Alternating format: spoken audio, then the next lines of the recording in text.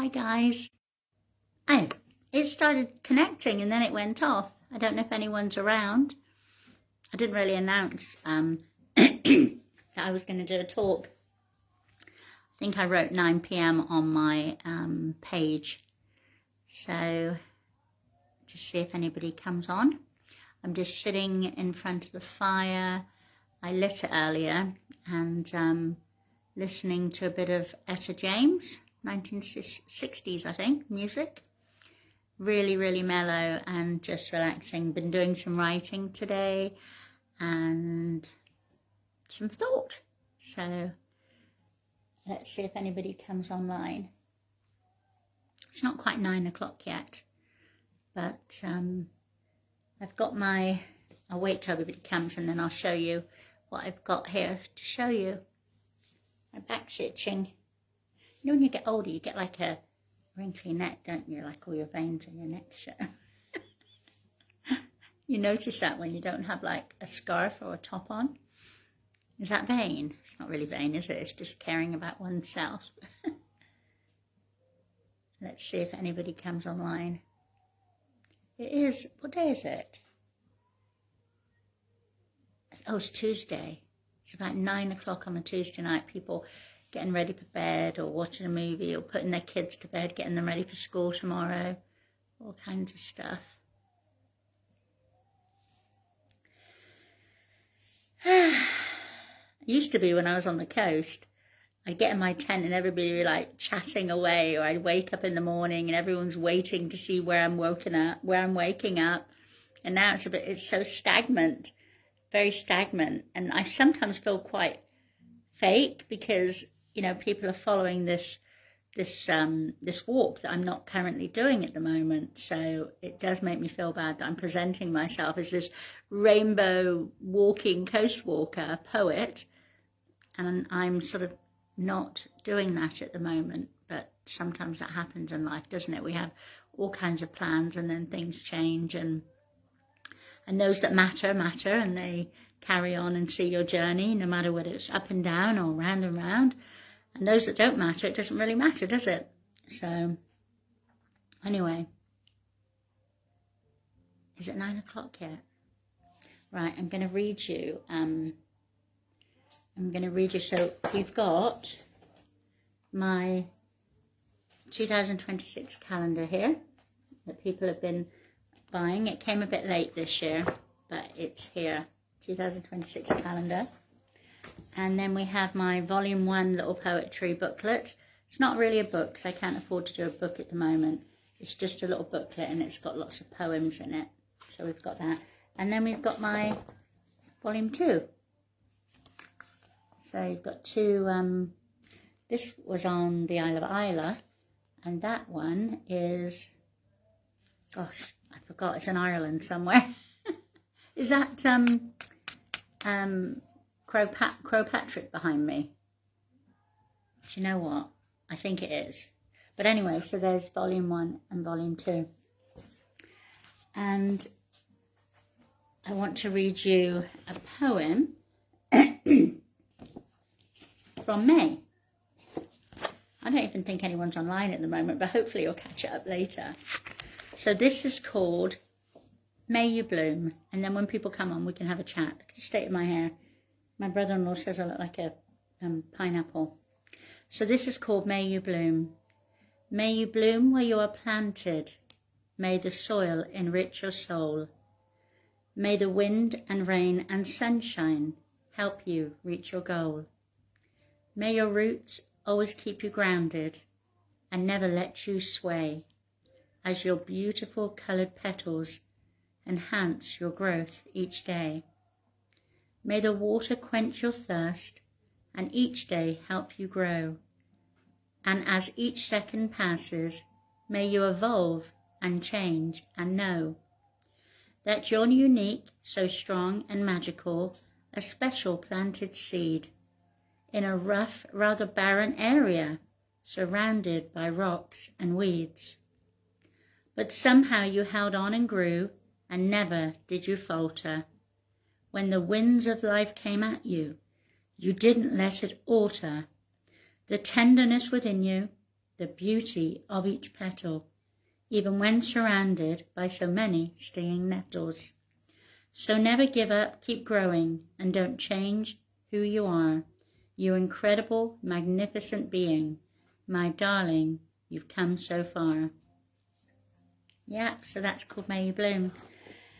And poetry has really helped me since I was young on my journey through life, and especially on the journey of this walk, because when I get in my tent at night and I answer all the messages from you, then I write poetry, and it has really helped me, and it just comes out right when I'm in my tent and everything. I sometimes don't even have to think about it, just literally pops out of my being. So anyway, I need to get back out there on the coast so people are actually watching my videos and wondering what she's doing today. Now it's like the same old same old. I'm not waking up in some amazing place or showing you fantastic things. So let me see if there's anything else I can read you while I'm waiting. I know there was a couple of people coming on to see. Let's have a look. See what I was going to talk about.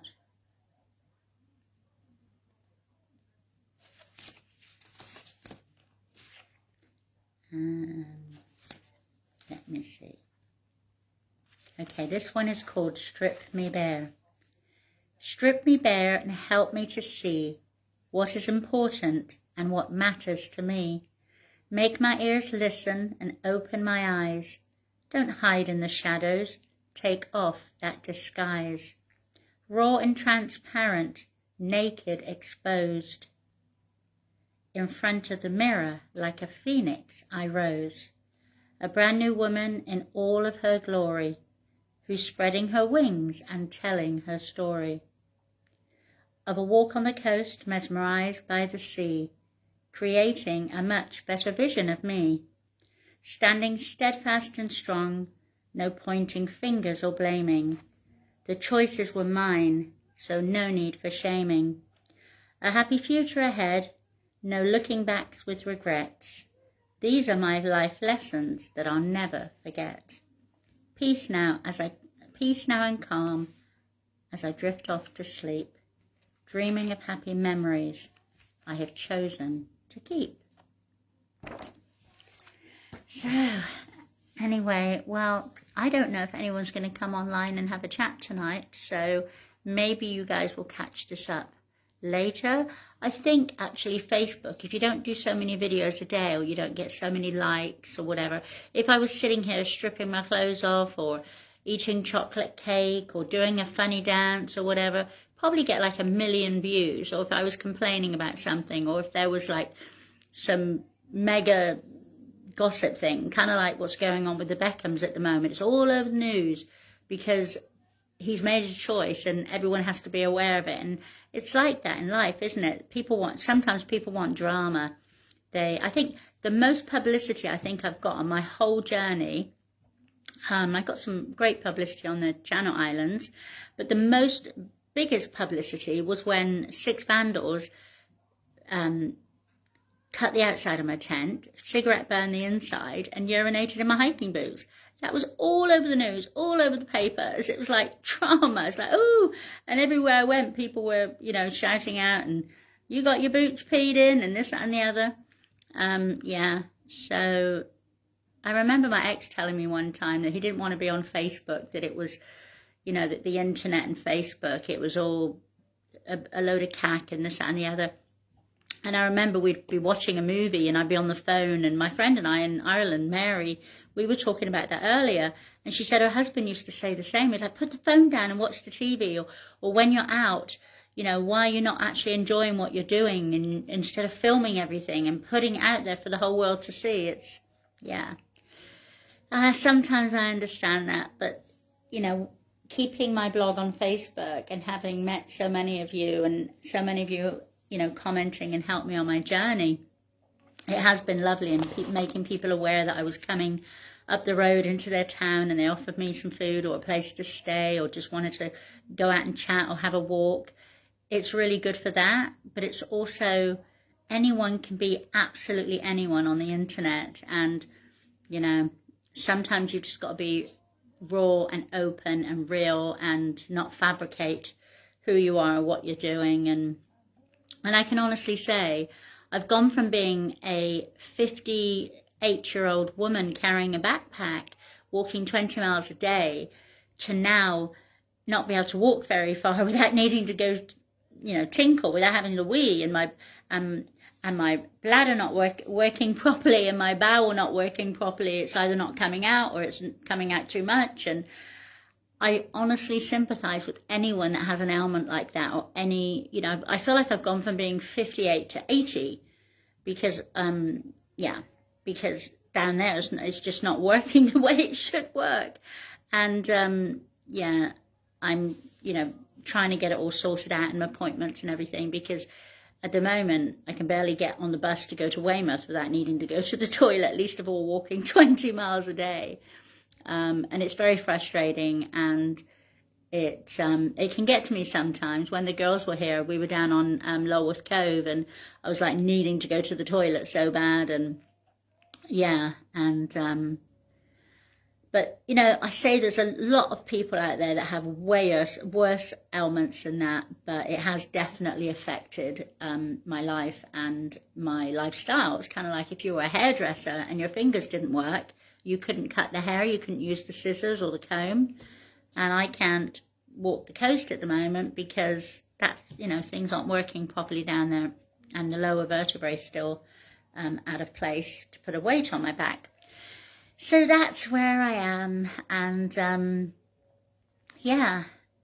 so I'm going to be, it's my birthday on February 3rd. I'm going to be 59. So I'm determined, at least by my 60th year, that I will have completed all of the coast path, because I still would be in Ireland right now had it not been for this injury. And it can be frustrating. But I'm still writing. And I'm really excited tomorrow night to be at the Poundbury Centre, and I'm going to be talking for the lovely, lovely Sally, who runs the Live, Laugh, Love Ladies Club, and I'm very, very honoured. And there was a lady called Maggie Moon, who's very famous, that was going to be talking. In fact, she's friends with Ralph the Crees. So Martin Cree, Ralph's dad, knows Maggie Moon. They're friends. So, and I said, oh my gosh, you know, they're getting me, this close walk in a rainbow skirt that writes poetry, versus getting this incredible woman who is very, very famous, has done the most incredible things. And I think she sung the theme song for Name That Tune. And I hear that she's been known to have the best legs in the UK or something.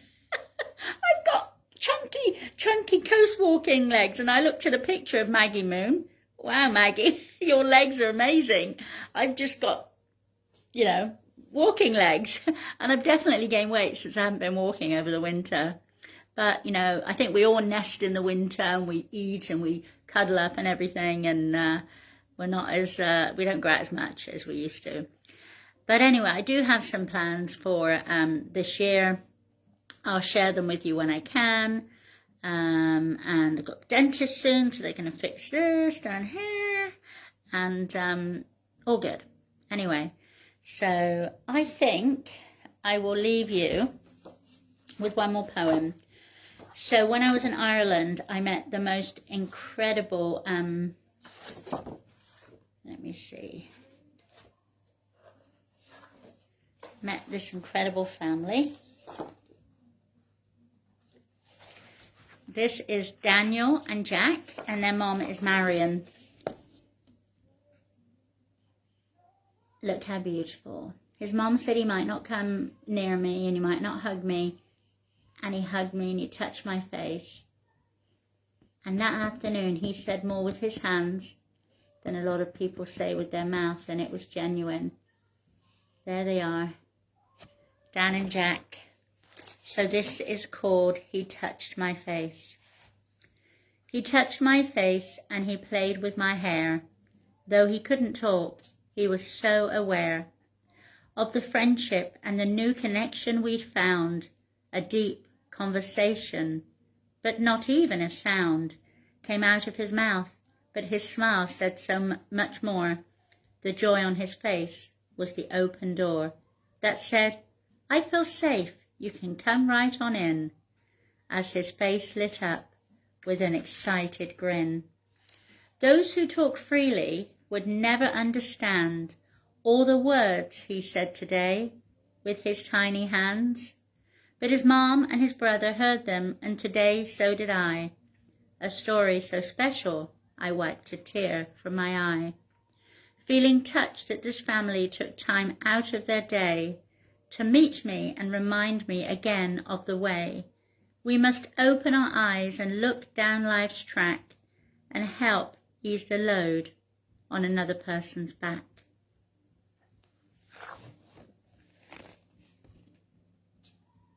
Look at that.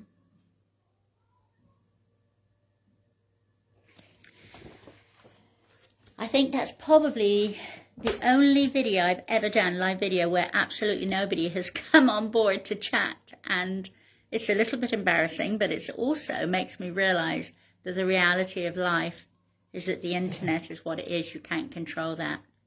But you can control who you invite in your space, to your home, who you love, who you, and it sort of proves the point sometimes that the real world is out there all around you, and sometimes this is a bit yes and no, isn't it? So anyway, thank you for, if you do watch this video another time, and thank you for all the times that people have come on doing live, and yeah, come on when I've been doing a live, but this is the only one that nobody is.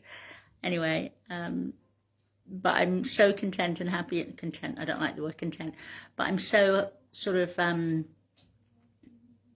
have peace within myself that I don't feel that I need all of this to make me feel good, because I've already met the most incredible people and experienced the most amazing things. I think when I was on the island of Inishmore, where they filmed my favourite movie, Leap Year, and to be there where it was filmed, and it was just fantastic. And I think if my walk had ended that day, I would have been completely satisfied. So, but it's not over yet. Lots of love, guys, and don't forget 2026 calendar and volumes 1 and 2 of my poetry books. Lots and lots of love. See you later. Bye.